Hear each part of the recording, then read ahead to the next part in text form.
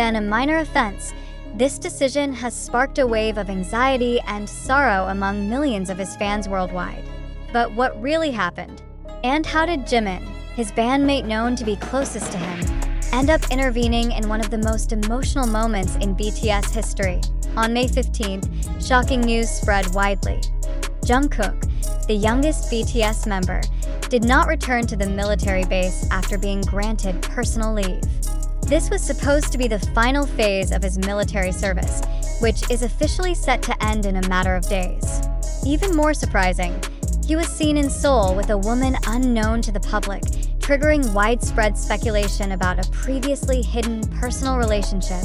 A secretly filmed video of the two quickly went viral within hours, dominating Twitter, TikTok, and global fan communities. Jungkook's absence has not yet been officially classified as desertion, considering his service period is nearly complete. However, South Korea's military has reportedly contacted HYB's agency to request clarification. The situation grew more complicated when an internal source revealed that Jungkook neither applied for extended leave nor provided an official reason for his refusal to return. Amid the chaos, reports emerged that Jimin, his best friend and fellow BTS member currently also serving in the military, personally contacted Jungkook. This information came from a source close to both, who revealed the emotional conversation was filled with tears and pleas for Jungkook to officially complete his duties. "He's like a real brother to me. I just want him to remain the person he used to be, strong, honest, and full of spirit," read a quote from the transcript circulating in Korean media circles. The public reaction was no less emotional. ARMY, BTS's global fan community, flooded online forums and social media with outpourings of emotion, ranging from concern, anger, to full support. Some admitted they cried all night, not out of disappointment, but because they could feel the heavy burden their idol might be carrying. "I could see in his eyes that he's struggling.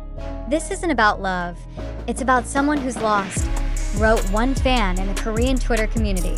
The biggest question still echoing is, who is the woman seen with Jungkook? According to local media investigations, she is not from the mainstream entertainment industry, but rather an independent creator active in visual and digital music. They are allegedly working on a private, yet-to-be-announced collaborative project. However, rumors about their closeness beyond professional context grew harder to contain after several eyewitnesses claimed to have seen them together at multiple locations over the past week. In situations like this, the public is divided. Some armies choose to offer full support, whatever Jungkook's personal decision. But many also feel betrayed or at least disappointed, as Jungkook, known for being disciplined and responsible, took a step that seems impulsive and contrary to the values he's long embodied. Others regret how the idol's personal life has become the target of relentless media and public intrusion. For entertainment industry observers, this is not merely a private incident, but a reflection of the immense burden carried by public figures whose lives are constantly under scrutiny. Kim Ji-hun, a senior K-pop columnist in Seoul, said, "Since his teenage years, Jungkook has lived within the frame of public expectations. He's not just an idol, he's a national symbol. Sometimes that pressure builds walls, but more often it destroys from within." He added, "Jimin's call might be a final cry from a friend before it's too late." In this emotional storm, critical questions begin to arise. Has the media gone too far into the private realm of an artist? Have we, the public, unconsciously pushed Jungkook to take extreme action as a form of resistance against unrelenting expectations? HYB has yet to release an official statement, but an internal agency staff confirmed that the case is being handled internally with military involvement.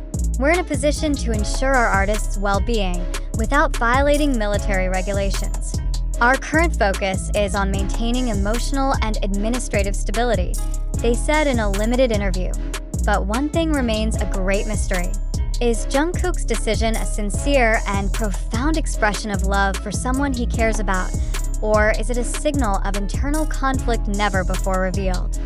Some theories suggest that this act might be a symbolic rejection of the system that has controlled his life for over a decade. ARMY is now caught between loyalty and fear, between empathy and concern. On one hand, they love Jungkook and want to support his choices, whatever they may be. But on the other, many feel a sense of loss, not because of the love Jungkook might be giving to someone, but because of the comfort and security they once felt from the character they've long known. Now, everything hinges on two crucial things: an official clarification from the agency and Jungkook's final decision. Will he return and finish his remaining service days? Or will he start a new life, free from the military shadow and perhaps from BTS itself? Whatever happens, one thing is certain: Jungkook is no longer just a K-pop symbol or the youngest member of BTS. He now stands as a symbol of a deeper human struggle, searching for identity, loving sincerely, and choosing a path that aligns with one's own conscience. And behind it all, ARMY is also learning that loving an idol doesn't always mean holding on tightly. Sometimes, it means letting go that I am in the midst of this emotional storm. A much bigger question begins to emerge. Is all of this really happening? Or, more provocatively, are we part of a grand scenario designed to stir emotions, steer opinions, and capture mass attention? We live in an era where every click, like, and comment holds economic value.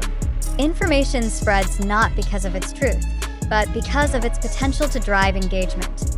So how can we tell the difference between fact and fiction, between reality and orchestration? Is the viral video of Jungkook with the mysterious woman truly accurate? Is the sound of Jimin's crying, allegedly from a phone call, authentic, or merely a transcript from an anonymous source aiming to create a dramatic narrative? Have you asked yourself, why did this news break now, just 2 weeks before Jungkook's military discharge? Isn't this the most ideal moment for media to capitalize on a peak of public attention? In this context, who truly benefits from the spread of the story? Let's examine this more deeply. The entire narrative is built from fragments of information sourced from TikTok, YouTube, Twitter, and various online media outlets that, worth noting, do not always prioritize verification or balance. Some are known to favor sensationalism and engagement over journalistic integrity. Are we, as consumers of information, too quick to believe simply because the content is viral and emotionally charged? Of course, this doesn't mean all of the information is completely false. But this is exactly where the challenge lies. In the fog of half-truths and incomplete narratives, how can we assess what truly happened? We're invited to interpret facial expressions in videos, analyze body language, even investigate someone's identity simply because they were seen beside our idol. Isn't that dangerous? As fans, as part of ARMY, we have the right to know. But at the same time, we also have a responsibility not to spread uncertainty. A critical attitude doesn't mean rejecting everything. It means being willing to suspend judgment until valid facts emerge. Are we brave enough to admit that not everything viral is worth believing? Do you really believe that Jungkook, known for his obedience and integrity, suddenly changed drastically just for love? Or could this be a media narrative carefully crafted to present the perfect drama? Romance, betrayal, and sacrifice, all in one frame. What if this moment is just part of a bigger marketing strategy? A way to maintain BTS's popularity during their military hiatus? Are we merely pawns in a game of public opinion, controlled by algorithms and the interests of the entertainment industry?